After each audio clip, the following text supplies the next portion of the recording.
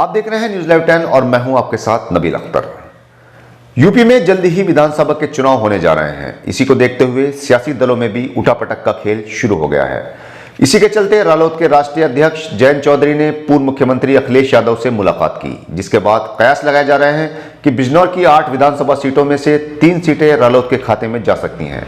हालांकि इसकी अभी आधिकारिक पुष्टि नहीं हुई है। रालोद के जिलाध्यक्ष अली अदनान और सपा के जिलाध्यक्ष राशिद हुसैन ने फिलहाल इस मामले में अपनी कोई भी राय रखने से इनकार कर दिया है। लेकिन राजनीतिक पंडितों का कहना है कि बिजनौर की 3 सीटें, जिनमें बिजनौर, नेहटौर और चांदपुर की सीटें शामिल हैं, रालोद के खाते में जा रही हैं। दोनों बड़े नेताओं की मुलाकात के बाद ही सीटों के बंटवारे को लेकर चर्चाएं शुरू हो गई हैं। ये तीनों सीटें रालोद के खाते में जाने के बाद बाकी की 5 सीटों में धामपुर, बढ़ापुर, नूरपुर, नजीबाबाद और नगीना की सीटें सपा के खाते में जाने के कयास लगाए जा रहे हैं। दूसरी ओर दोनों जिलाध्यक्षों का कहना है कि गठबंधन होने के बाद कोई सी भी सीट किसी भी जगह पर जाए, वहां से प्रत्याशियों को दिलो जान से चुनाव लड़वाया जाएगा।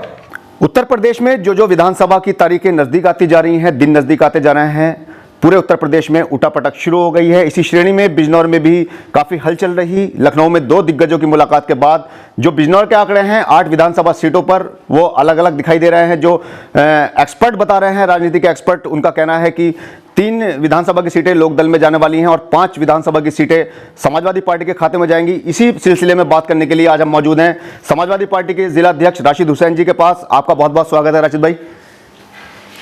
शुक्रिया। राशिद भाई, जो आंकड़े बता रहे हैं, जैसे कि 2 दिग्गजों की, जयंत चौधरी और अखिलेश यादव जी की मुलाकात लखनऊ में हुई है, उसके अकॉर्डिंग ये राजनीतिक पंडित ये बता रहे हैं कि 3 सीटें रालोद के खाते में जा रही हैं। क्या सच्चाई है और क्या आपको लगता है? देखिए, ये तो जवाब राष्ट्रीय अध्यक्ष जी अखिलेश यादव जी या जयंत चौधरी जी देंगे और उन्हीं दोनों के बीच में बात चल रही है।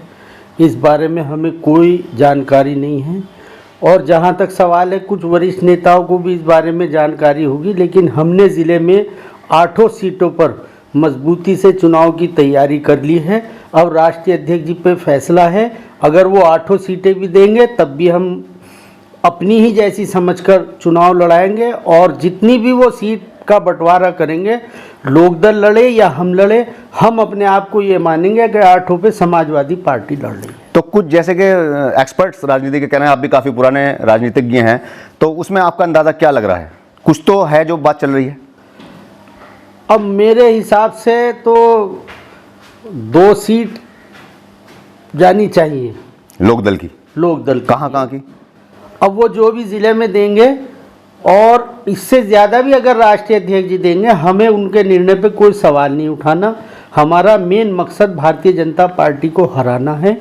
और जो आज जनता खून के आंसू रो रही है, महंगाई के लिए किसान रो रहे हैं, हमें उससे निजात दिलवानी है। हमें सीटों के चक्कर में नहीं पड़ना। जो राष्ट्रीय अध्यक्ष जी, जयंत जी आपस में फैसला लेंगे, उसी को हम स्वागत करेंगे। अच्छा, क्या जरूरत पड़ी कि गठबंधन की बात तक जा पहुंचा मामला? क्या समाजवादी पार्टी अकेले दम पर चुनाव नहीं लड़ सकती? देखिए, समाजवादी पार्टी अकेले दम पर चुनाव लड़ने की तैयारी में है और लड़ सकती थी और लड़ भी सकती है। लेकिन हिंदुस्तान की आप राजनीति देख रहे हैं, चाहे दिल्ली प्रदेश हो, चाहे बंगाल हो और चाहे बिहार हो, इन सबके रिजल्ट ने बता दिया है कि अगर विपक्ष का वोट जो भारतीय जनता पार्टी से खिलाफ है, अगर वो कहीं बटेगा तो उसका फ़ायदा भारतीय जनता पार्टी को होगा। और अगर विपक्ष का वोट एकजुट होकर विपक्ष की जो बड़ी पार्टी है उसको जाएगा तो उसका बुरा नुकसान भारतीय जनता पार्टी को होगा। और जो जनता चाहती है कि भारतीय जनता पार्टी को हराया जाए, वो काम हो जाएगा और भारतीय जनता पार्टी हार जाएगी। और जो मुख्य विपक्षी दल है, जो जनता चाहती है कि अखिलेश जी की सरकार बने, समाजवादी पार्टी की नेतृत्व में सरकार बने, वो सरकार इंशाल्लाह बन जाएगी। हालांकि इन्होंने साफ तौर पर कुछ भी कहने से इनकार किया और बात को गोल मोल घुमा दिया, लेकिन सीधा सा इनका मकसद ये सामने आया है कि समाजवादी पार्टी और लोकदल का जो गठबंधन का मकसद है वो है भारतीय जनता पार्टी को हराना, किसी भी तरीके से इस पार्टी को देश से और प्रदेश से दूर करना, इन दोनों पार्टियों का मकसद है। अब लेटर जारी होने के बाद क्या आदेश आते हैं, उसी के अनुसार ये लोग इलेक्शन की तैयारी करेंगे।